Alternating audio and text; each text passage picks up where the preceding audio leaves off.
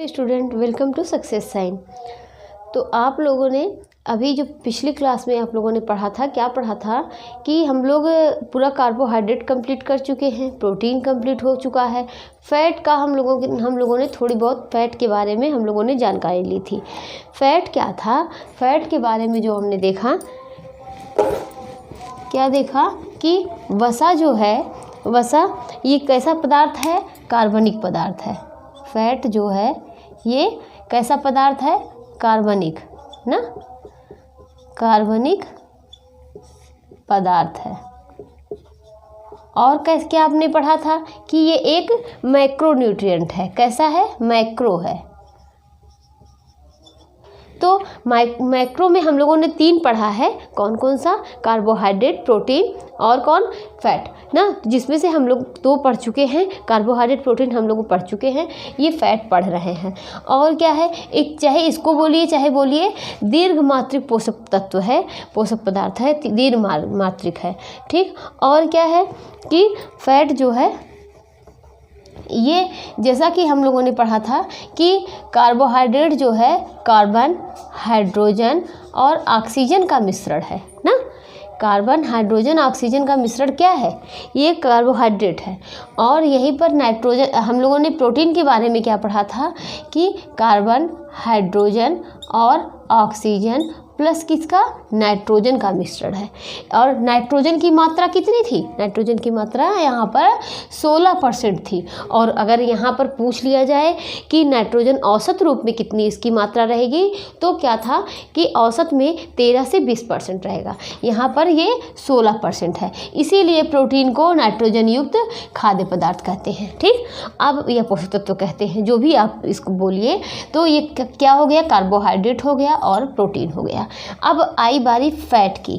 Fat भी क्या है? ये भी कार्बन, हाइड्रोजन और ऑक्सीजन का मिश्रण है ना।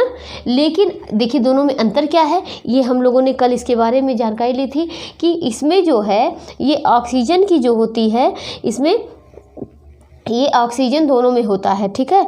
और इसका अनुपात जो होता है ऑक्सीजन का कम होता है। इसमें क्या है? ऑक्सीजन का अनुपात कम होता है। ऑक्सीजन का अनुपात कम होने की वजह से जो होता है, इसके ऑक्सीजन का अनुपात कम होने की वजह से इसमें फैट की सांद्रता बढ़ जाती है। ऑक्सीजन का अनुपात कम होने की वजह से क्या होता है? फैट की सांद्रता बढ़ जाती है। फैट की सांद्रता बढ़ जाती है। तो हम लोगों ने क्या देखा कि जो फैट है, वसा है, इसमें जो है ऑक्सीजन का अनुपात कम होने से फैट की सांद्रता बढ़ जाती है, जिसकी वजह से इसमें क्या होता है कि जब फैट की सांद्रता बढ़ जाती है तो इसकी वजह से इसे पचने में ज़्यादा समय लगता है। फैट को क्या है? ज़्यादा समय पचने में लगता है। ज़्यादा समय पचने में लगता है ना, पचने में लगता है। और क्या है कि ये हमारे शरीर में ज़्यादा टाइम तक रहता है, इसको पचने के लिए ज़्यादा कैलोरी की आवश्यकता पड़ेगी। तो ये सब चीज़ों के बारे में हम लोगों ने देखा था। और क्या होता है कि फैट, कार्बोहाइड्रेट और प्रोटीन से, देखिए हम लोगों ने क्या देखा था कि कार्बोहाइड्रेट से हम लोगों को इसको 1 ग्राम कार्बोहाइड्रेट खाने पर कितनी कैलोरी प्राप्त हो रही थी? 4.2 ना। और 1 ग्राम प्रोटीन पे क्या होती है? 4.2। और अगर यही पूछ लिया जाए 1 ग्राम फैट में 9.2 ना। तो अगर पूछ लिया जाए कि कार्बोहाइड्रेट और प्रोटीन से कितनी गुना ज़्यादा है, तो ये 2.5 गुना ज़्यादा है। कितनी गुना ज़्यादा है? 2.5 गुना ज़्यादा ना, 2.5 गुना ज़्यादा है। और क्या? फैट जो है ये शरीर के तापमान को सुरक्षित रखता है। शरीर के तापमान को सुरक्षित रखता है।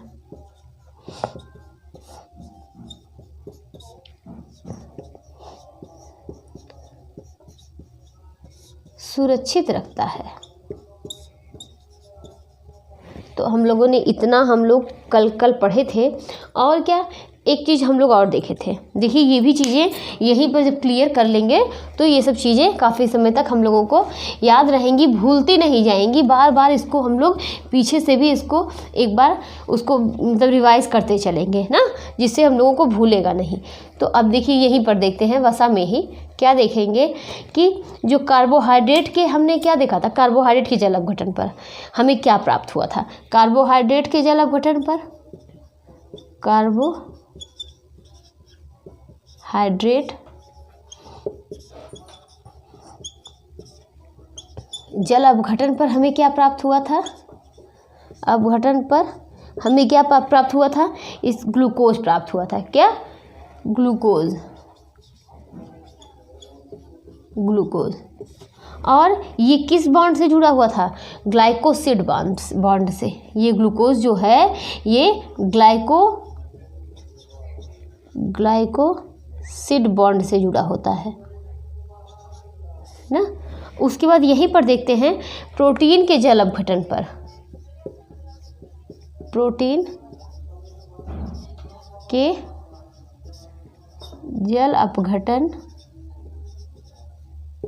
के जल अपघटन पर हमें क्या प्राप्त होता है, ये अमीनो एसिड प्राप्त होता है। क्या प्राप्त होता है, अमीनो एसिड प्राप्त होता है, एसिड मिलता है। और ये किस बॉन्ड से जुड़ा होता है, ये पेप्टाइड बॉन्ड से। किस बॉन्ड से, पेप्टाइड बॉन्ड से। तो हम लोगों ने देखा कि कार्बोहाइड्रेट जो है ये किस बॉन्ड से था, एक कार्बोहाइड्रेट किस बॉन्ड से था, ये ग्लाइकोसिड बॉन्ड से था। और ये प्रोटीन जो है ये पेप्टाइड बॉन्ड से है। अब हम आगे देखते हैं, यहीं पर फैट जो है ये वसा जो है, वसा के जल अपघटन होने पर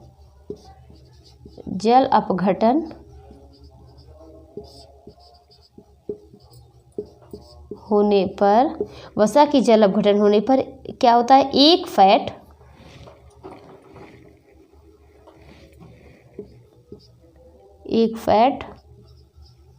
और क्या, और 3 फैटी एसिड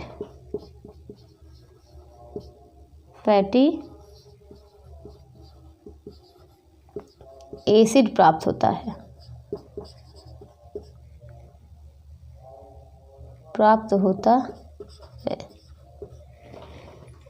ये अब जो ये एक फैट है और 3 फैटी एसिड है, 3 फैटी एसिड कौन कौन से हैं, क्या होता है 3 फैटी एसिड में, ये देखिए पॉमिटिक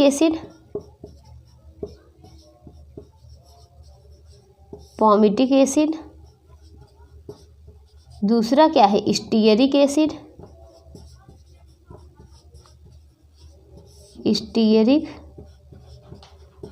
एसिड, तीसरा क्या है मॉलिक एसिड। तो हमने देखा कि कार्बोहाइड्रेट के, देखिए आप लोग कहीं भी अगर नोट कर रहे होंगे तो जैसे कितनी एनर्जी हमको कार्बोहाइड्रेट से मिल रही है, जब फैट में लिख रहे हैं, क्योंकि तीनों का हम लोगों ने पढ़ा, तो तीनों का जब एक ही साथ फिर से आप लोग लिख लेंगे तो ये चीज़ें भूलेंगी नहीं। एक मतलब लिखने का कहते हैं, पढ़ाई तो कर रहे हैं लेकिन पढ़ाई करने का एक तरीका होता है। तो ये देखिए अब इसी तरीके से अगर जैसे कार्बोहाइड्रेट का वहीं पर लिख लीजिए फिर से, भले ही पहले लिखा हो लेकिन अगर फिर से लिख लेंगे तो पिछला भूलेगा नहीं। और वहीं पर ये प्रोटीन के जल अपघटन पर देखिए अमीनो एसिड मिलता है, किस बॉन्ड से जुड़ा हुआ है, पेप्टाइड। फिर वसा के जल अपघटन होने पर 3 फैटी एसिड प्राप्त होता है। 3 फैटी एसिड कौन हो गए, पॉमिटिक एसिड, स्टीयरिक एसिड, मॉलिक एसिड।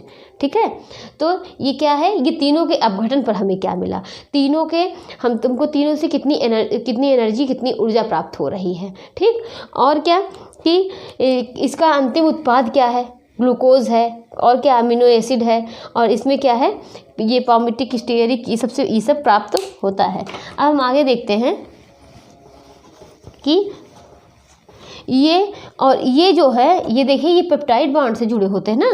तो यहीं पर देखिए ये बताना भूल गए कि ये एक फैट और 3 फैटी एसिड प्राप्त होता है ना, लेकिन ये किस बॉन्ड से जुड़े होते हैं, ये जो होते हैं ये ईस्टर बॉन्ड से, ईस्टर बॉन्ड से जुड़े होते हैं,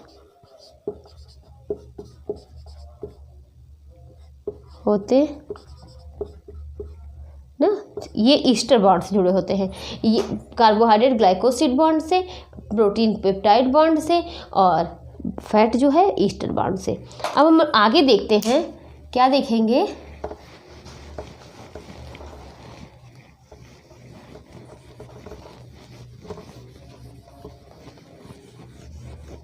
ये आगे हम क्या देखते हैं कि फैट का अभी तक जो रासायनिक नाम है, हम लोगों ने रासायनिक नाम जो है अभी तक नहीं, मतलब ना प्रोटीन में, कार्बोहाइड्रेट में नहीं पढ़े हैं, लेकिन इसमें जो है फैट का मतलब वसा का रासायनिक नाम क्या है।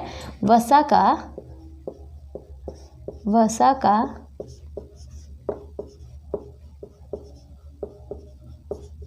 रासायनिक नाम क्या है, ट्राइग्लिसराइड है। क्या है, ट्राइग्लिसराइड है।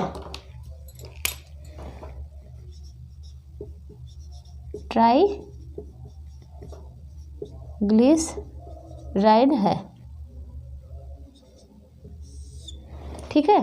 तो वसा का रासायनिक नाम क्या है, ट्राइग्लिसराइड है। और क्या देखते हैं कि फैट के बारे में हम लोगों ने इतना देखा। अब आगे देखते हैं कि फैट जो है वो किस में घुलनशील होता है, क्योंकि वसा जो है वह किस में घुलेगा ये भी तो देखेंगे। वसा में देखिए, वसा में कौन से विटामिन घुलते हैं कि जिसके लिए वसा ज़रूरी होती है, लेकिन ये देखेंगे वसा किस में घुलता है। तो ये देखते हैं कि ये वसा किस में घुलता है ना,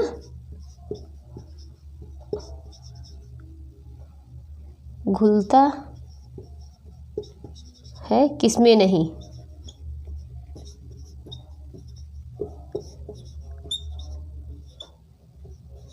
किस में नहीं, तो वसा किस में घुलेगा ये देखते हैं। क्या हो गया, दो, एक घुलनशील लिख दीजिए, घुलनशील, दूसरा अघुलनशील।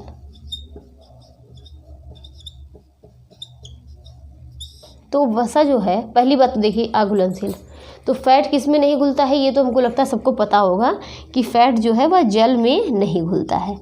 किस में, जल में ना। अब हम यहीं पर देखते हैं वसा जो है वह किस में घुलनशील है। वसा जो है, वसा किस में, ईथर, क्लोरोफॉर्म,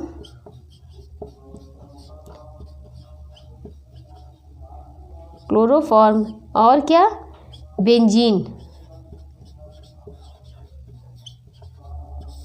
बेंजीन में जो होता है यह घुलनशील होता है, में घुलनशील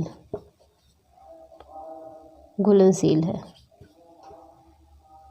घुलनशील है। अब ये देखिए, ये वसा किस में घुलता है किस में नहीं, वसा किस में घुलता है किस में नहीं, ये किसने बताया, ब्लर ने 1900, कब, 1900, ब्लर ने कितने, 1943 में रिसर्च किया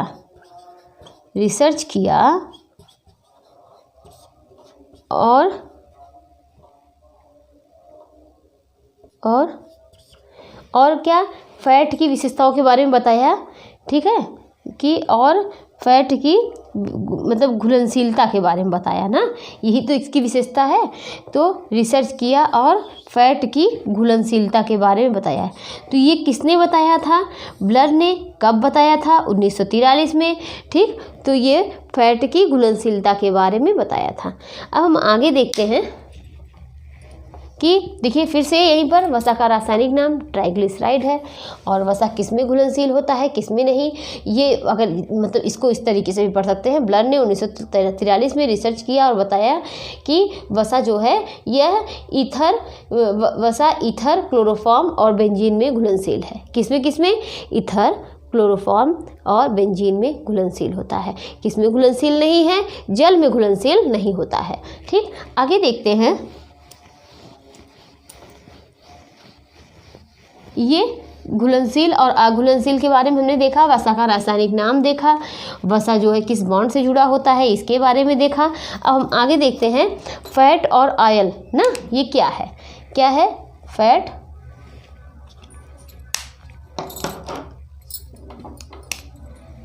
फैट और ऑयल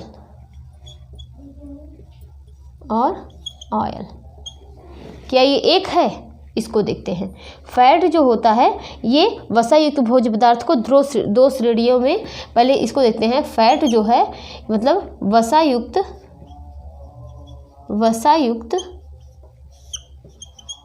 भोज्य पदार्थ को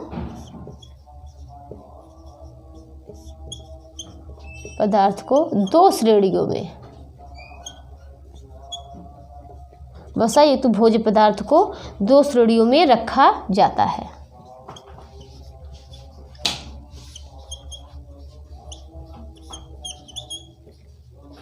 तो वसायुक्त भोज्य पदार्थ को दो श्रेणियों में रखा जाता है। ये कौन कौन से होते हैं? एक फैट होता है, दूसरा ऑयल होता है। पहला क्या है? फैट है, दूसरा क्या है? ऑयल है। यहाँ पर इसको क्या बोलेंगे? तेल बोलेंगे, और यहाँ पर इसको वसा बोलेंगे। ठीक, तो वसायुक्त भोज्य पदार्थ को कितनी श्रेणियों में रखा जाता है? दो श्रेणियों में रखा जाता है। और ये अभी हमने पिछला क्या बताया कि वसा जो है वह किसमें घुलनशील है?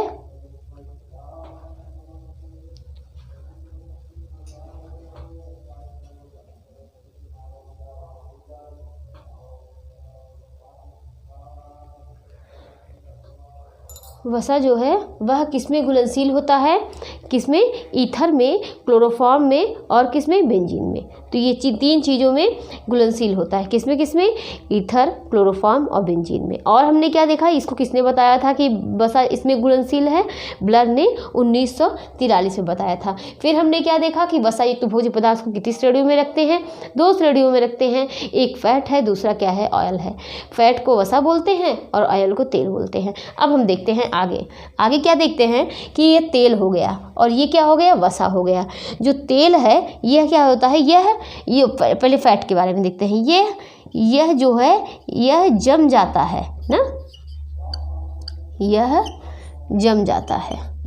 तो क्या तेल जमता है? तेल जो है यह नहीं जमता है, यह जमता नहीं है,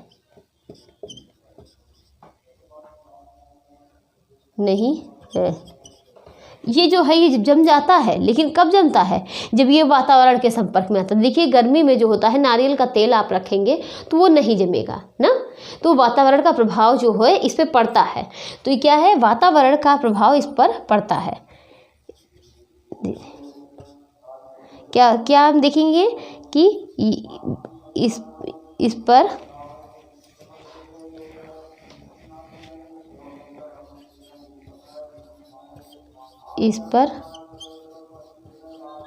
वातावरण का प्रभाव पड़ता है।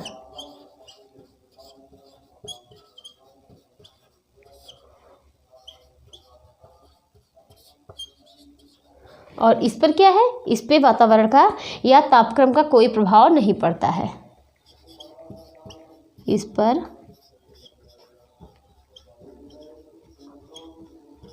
वातावरण या तापक्रम का कोई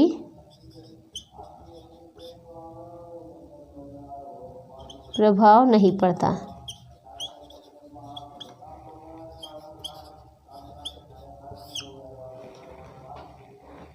फैट जो है यह इतने सेल्सियस पर 20 डिग्री सेल्सियस पर क्या होता है कि जम जाता है या बोलिए कि ठोस अवस्था में बदल जाता है। ठीक, तो फैट जो है इतनी डिग्री सेल्सियस पर जम जाता है या ठोस अवस्था में बदल जाता है, कुछ भी बोल सकते हैं। तो इतना हम लोगों ने देखा।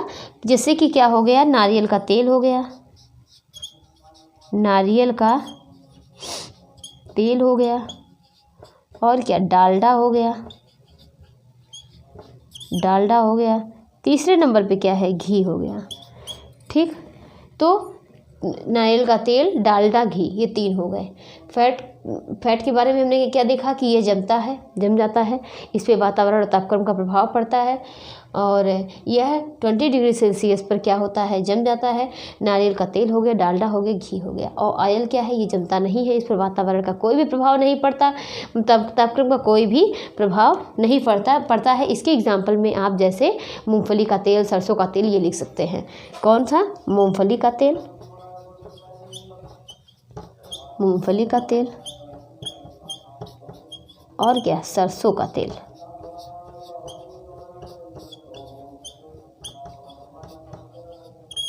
ये हो सकता है। ठीक, तो वसा युक्त भोज्य पदार्थ को 2 श्रेणियों में रखा गया, एक फैट हो गया, दूसरा ऑयल हो गया। अब हम देखेंगे कि वसा का वर्गीकरण करेंगे। क्या करेंगे, वसा का वर्गीकरण।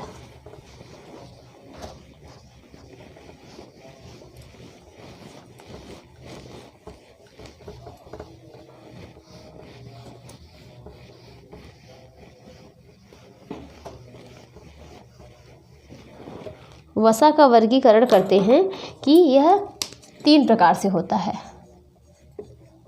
वसा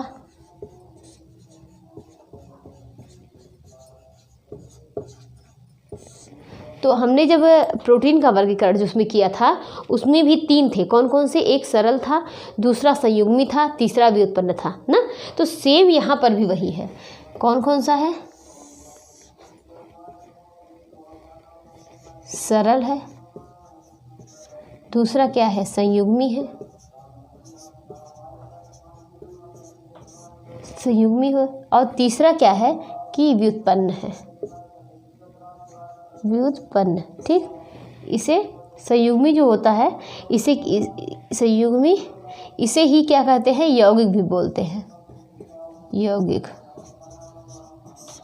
ठीक, अब हम देखते हैं कि ये इसमें क्या होता है। इसे सरल को जो क्या कहते हैं, इसे ट्राइग्लिसराइड के नाम से जानते हैं।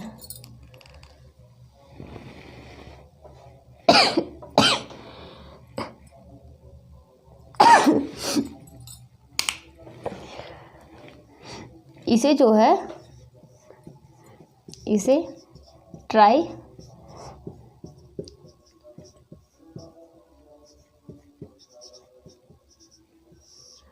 ट्राइग्लिसराइड के नाम से जानते हैं।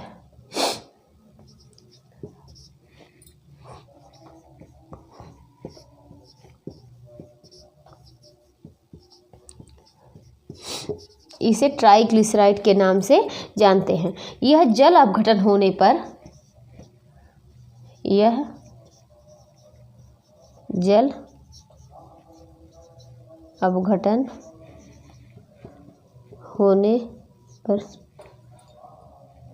होने पर एक ग्लिसरॉल और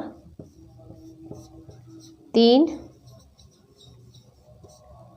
फैटी एसिड, एक ग्लिसरॉल और 3 फैटी एसिड में बदल जाता है।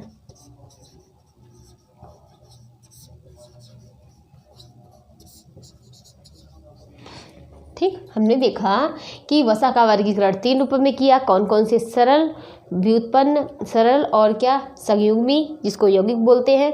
तीसरा क्या हुआ, व्युत्पन्न हो गया। सरल जो होता है इसे ट्राइग्लिसराइड के नाम से जानते हैं।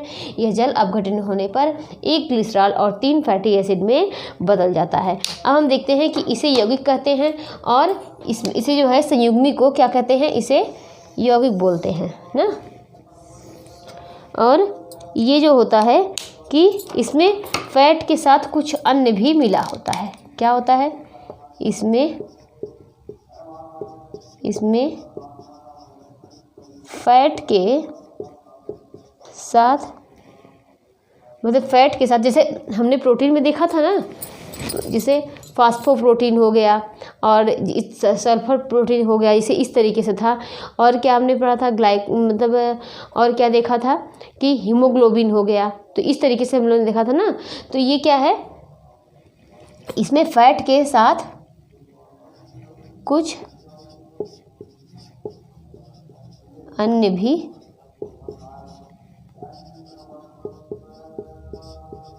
होता है।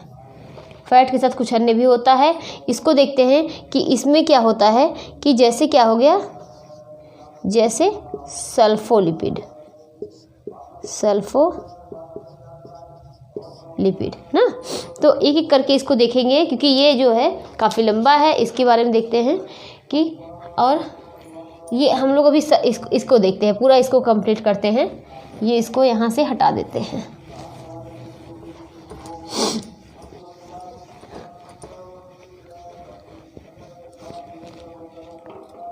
तो ये हमने क्या देखा कि यह जल अपघटन होने पर 1 ग्लिसरॉल और 3 फैटी एसिड में बदल जाता है ना, 3 फैटी एसिड में बदल जाता है। और क्या देखेंगे कि हम जो खाते हैं, हम जो खाते हैं क्या होता है कि उसमें से कितना परसेंट, 98% क्या होता है, सरल लिपिड होता है। सरल लिपिड होता है। ठीक, हम जो खाते हैं उसमें कितना परसेंट, 98% सरल लिपिड होता है। सरल लिपिड, अब देखिए सरल लिपिड का प्रकार देखेंगे। पहले हमने वसा का वर्गीकरण किया था जो कि सरल था, और क्या था, संयुग्मी था, तीसरा क्या था, व्युत्पन्न था। तो पहले हम सरल को इसको कंप्लीट कर लेंगे, उसके बाद हम ये नेक्स्ट दूसरा देखेंगे, बाद में तीसरा देखेंगे। तो पहले इसको क्या देखेंगे कि सरल लिपिड को, सरल को क्या बोलते हैं, इसे ट्राइग्लिसराइड के नाम से जानते हैं। इसे जल अपघटन होने पर 1 फैटी एसिड और 1 ग्लिसरॉल और 3 फैटी एसिड प्राप्त होता है। हम जो खाते हैं उसमें से 98% सरल लिपिड होता है। अब आगे देखते हैं, आगे क्या है कि सरल लिपिड 2 प्रकार का होता है। सरल लिपिड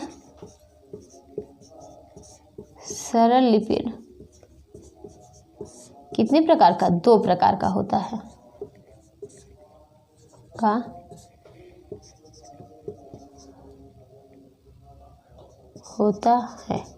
पहला क्या है, ऑयल, ये क्या बोली, ऑयल और फैट।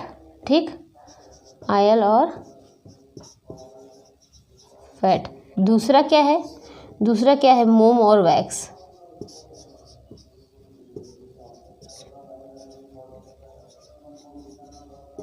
ठीक, ये और मत कहिए, यहाँ पे मान लीजिए मोम या वैक्स। ठीक है, तो ये देखते हैं कि ऑयल और फैट, पहले इसको देखते हैं। ये क्या है, दूसरा मोम या वैक्स।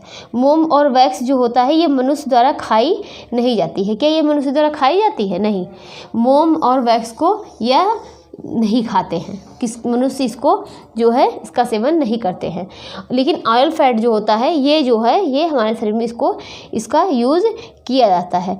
मोम जो होता है यह मोम में फैटी एसिड के साथ साथ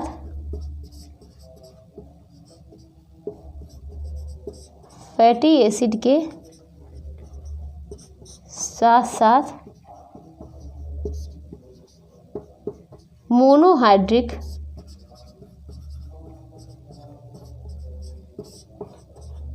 एल्कोहल, मोनोहाइड्रिक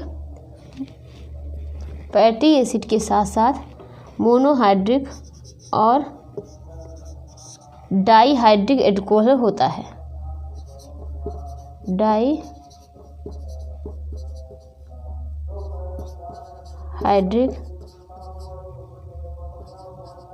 एल्कोहल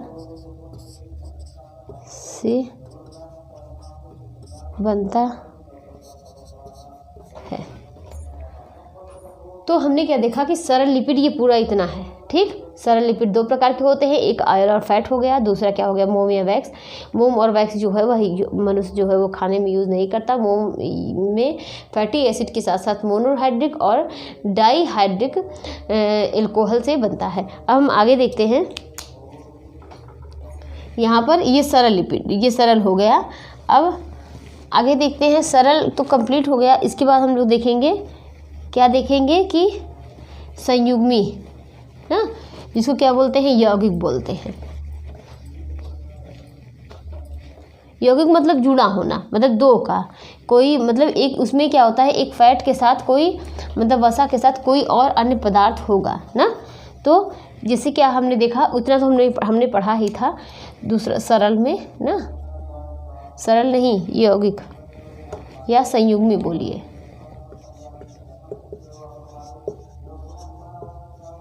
ना।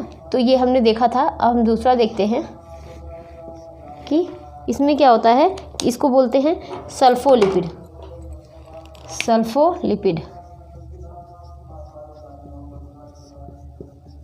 सल्फोलिपिड जैसा कि नाम से ही है, लिपिड मतलब वसा, एक तरीके से फैट बोलते हैं। सल्फो क्या है, सल्फर, हाँ। तो सल्फोलिपिड में या तो इसमें क्या होता है, सल्फ्यूरिक एसिड और इसमें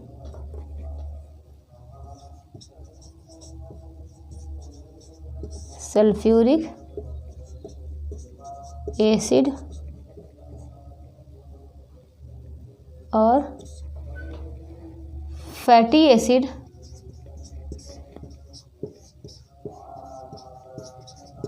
इसमें क्या होगा, सल्फोलिपिड में सल्फ्यूरिक एसिड और फैटी एसिड और क्या प्राप्त होगा, और एल्कोहल मिलेगा। क्या मिलेगा, एसिड और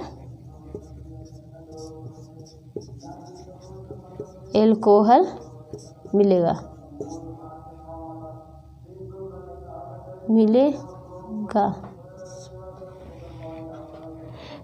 तो मतलब अगर चाहे इसको इस तरीके से भी लिख सकते हैं, sulphuric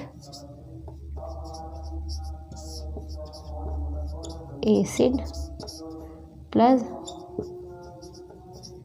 fatty acid plus alcohol.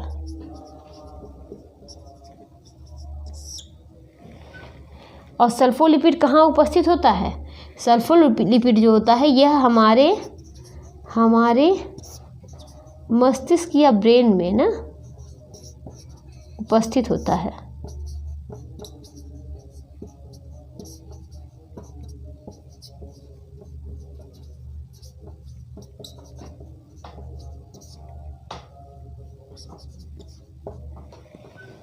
ठीक है, तो ये हो गया सल्फोलिपिड। अब हम यहीं पर देखते हैं, देखिए एक बार इसको फिर से देख लीजिए। इसमें सल्फ्यूरिक एसिड क्या प्राप्त हुआ, सल्फ्यूरिक एसिड, फैटी एसिड और एल्कोहल प्राप्त हुआ, जो कि हमारे मस्तिष्क, सल्फोलिपिड जो होता है हमारे मस्तिष्क या ब्रेन में उपस्थित होता है। अब हम यहीं पर देखेंगे, पहला सल्फोलिपिड हो गया, दूसरा क्या देखेंगे, फास्फोलिपिड। क्या देखेंगे,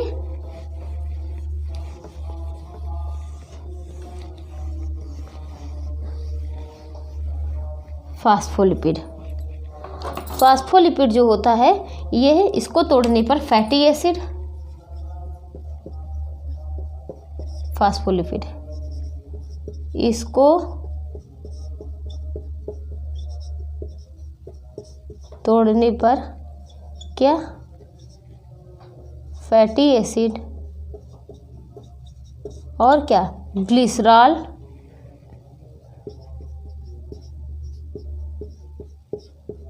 फैटी एसिड, ग्लिसरॉल और क्या, वो फास्फोरस और नाइट्रोजन के अणु मिलेंगे ना, फास्फोरस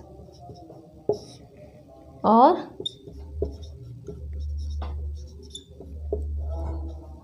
नाइट्रोजन के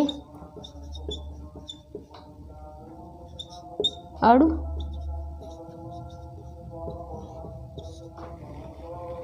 तो क्या है, इसमें क्या मिला, फास्फोलिपिड में इसको तोड़ने पर fatty acid, glycerol, phosphorus, nitrogen के अणु मिलेंगे।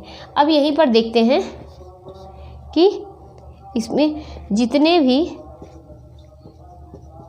भी वनस्पति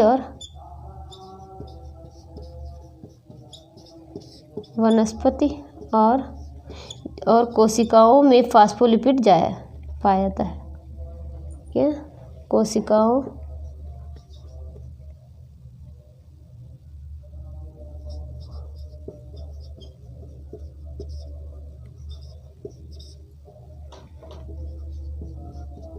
फास्फोलिपिड पाया जाता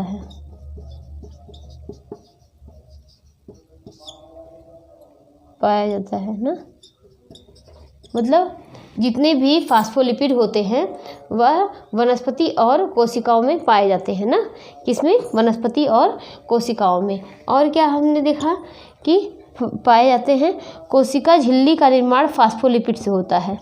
ये सब नोट कर लीजिए आप लोग। कोशिका झिल्ली का निर्माण, झिल्ली का निर्माण किससे होता है? कोशिका झिल्ली का निर्माण फास्फोलिपिड से होता है।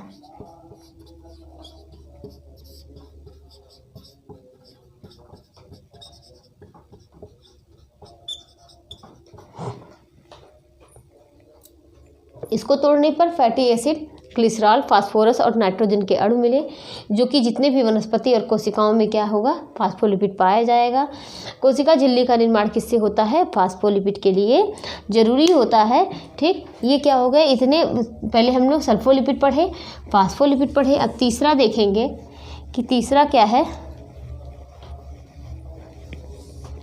तीसरे पे लिपोप्रोटीन।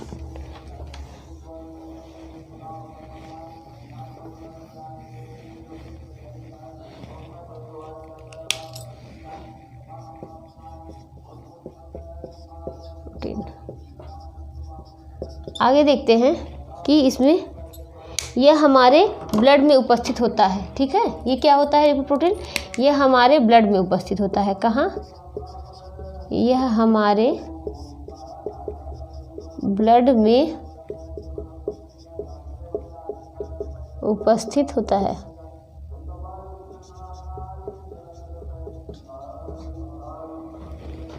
और हमारे शरीर में जो वसा का स्थानांतरण होता है, यह किसकी वजह से होता है? लिपोप्रोटीन की वजह से। ठीक, हमारे शरीर में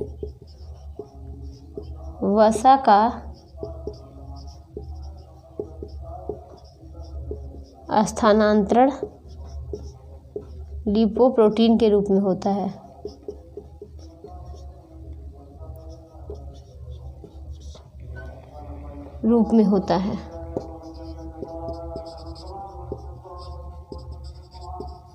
तो लिपोप्रोटीन जो होता है ये हमारे ब्लड में उपस्थित होता है और हमारे शरीर में वसा के स्थानांतरण, मतलब जो हमारे शरीर में ब्लड होता है उसके द्वारा ये क्या होता है? शरीर में हर जगह पर जहाँ पर इसकी नीड होती है वहाँ तक ये पहुँचाया जाता है। ठीक, कौन? पोषक तत्व जो भी होते हैं सब हमारे ब्लड के ही द्वारा, मतलब जहाँ जहाँ ज़रूरत होती है वहाँ पर वो जाते हैं। तो ये क्या है कि हमारे ब्लड में उपस्थित होता है, हमारे शरीर में वसा के स्थानांतरण लिपोप्रोटीन के रूप में होता है। आगे देखते हैं कि ये जो होते हैं, ये लिपोप्रोटीन जो होते हैं 3 प्रकार के होते हैं।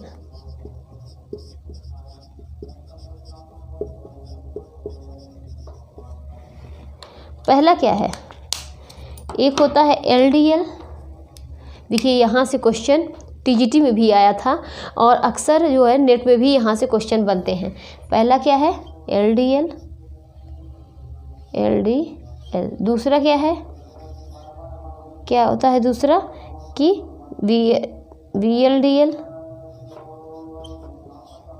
तीसरा क्या है? HDL ना। ये 3 हो गए।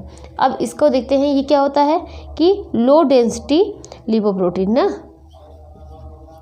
Low density lipoprotein.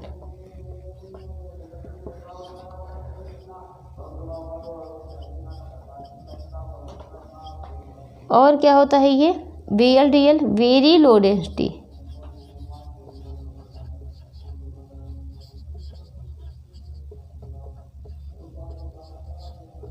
Lipoprotein.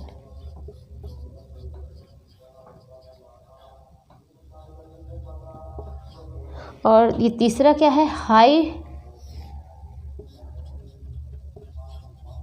High density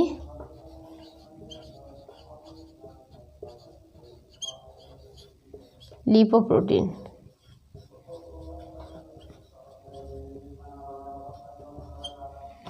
तो ये क्या हो गया, LDL जो होता है लो डेंसिटी लिपोप्रोटीन होता है, दूसरा जो होता है VLDL very low density lipoprotein होता है, तीसरा होता है HDL हाई डेंसिटी लिपोप्रोटीन होता है। तो ये 3 होते हैं ना, इसमें से कौन अच्छा होता है कौन बुरा होता है और कौन, यही से क्वेश्चन आया हुआ था। तो ये लो डेंसिटी जो लिपोप्रोटीन होता है ये क्या होता है, और इसे क्या होता है बैड कोलेस्ट्रॉल बोलते हैं, इसे लो डेंसिटी को इसे बैड कोलेस्ट्रॉल कहते हैं, कोलेस्ट्रॉल।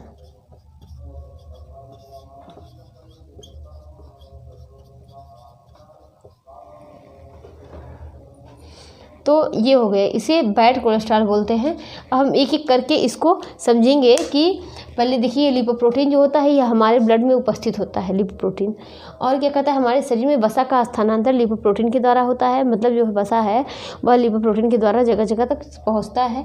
और ये 3 होते हैं, कौन कौन से होते हैं, LDL VLDL HDL low density lipoprotein. पहली बात तो इसका फुल फॉर्म पूछता है, ठीक, LDL का क्या है, पहला क्वेश्चन ये बनता है।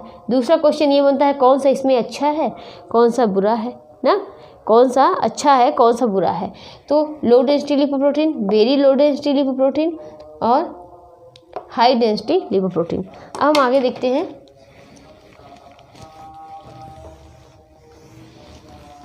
ये हो गया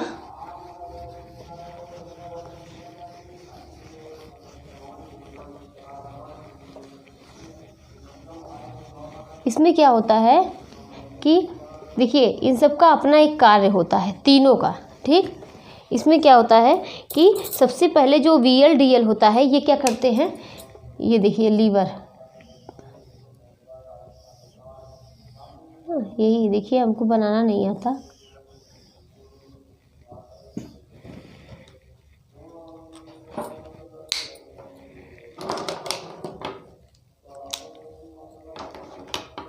यह पित्त रस से यहाँ पर जो HDL जो है यहाँ पर आएगा और यहाँ पर जो फैट जमा है इसको खींचकर लीवर के पित्त रस से या बाइल जूस से अभिक्रिया करवा देगा, और अभिक्रिया करवाने की वजह से यह LDL जो होता है वह टूट जाएगा ना।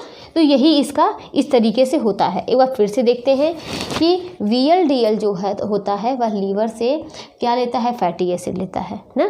फैटी एसिड लेने पर क्या होता है कि यह रक्त नलिकाओं में जाकर यह जमा हो जाता है। जैसे ही फैट निकलता है वह VLDL जो होता है किस में कन्वर्ट हो जाता है, LDL में कन्वर्ट हो जाता है और रक्त की नलिकाओं में जाकर वह चिपक जाता है। जब रक्त की नलिकाओं में वह चिपक गया तो क्या होता है कि इसी वजह से हार्ट की दिक्कतें होती हैं और ब्लड का फ्लो नहीं हो पाएगा सही से और ब्लड रुकेगा, इसी वजह से ये दिक्कतें आती हैं।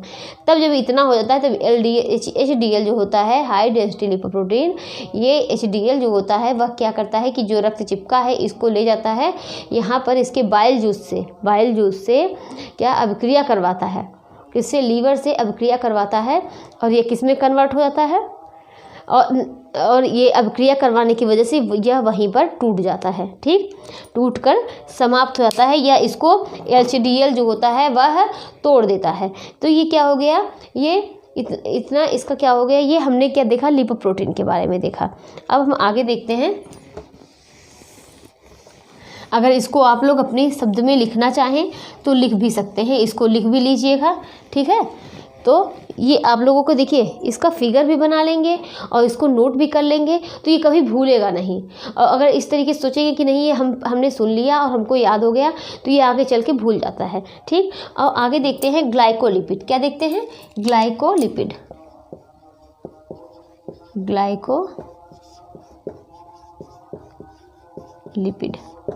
अब ग्लाइकोलिपिड देखते हैं ये क्या होता है कि इसे तोड़ने पर क्या प्राप्त होता है, इसको देखेंगे। इसे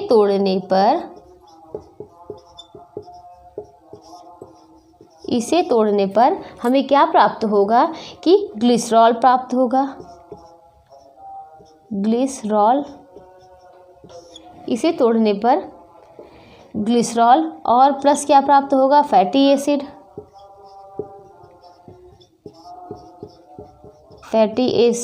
और क्या प्राप्त होगा कि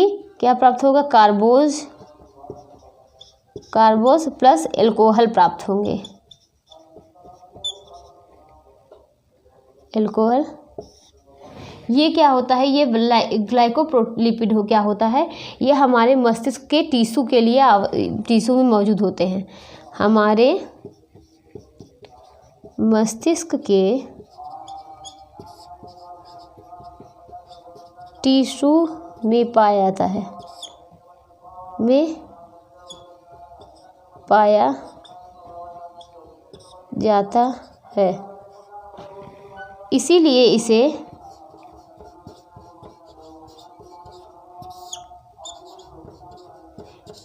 इसे क्या कहा जाता है, इसीलिए इसे सेर्वोसाइट्स बोलते हैं, सेर्वोसाइट्स के नाम से जानते हैं।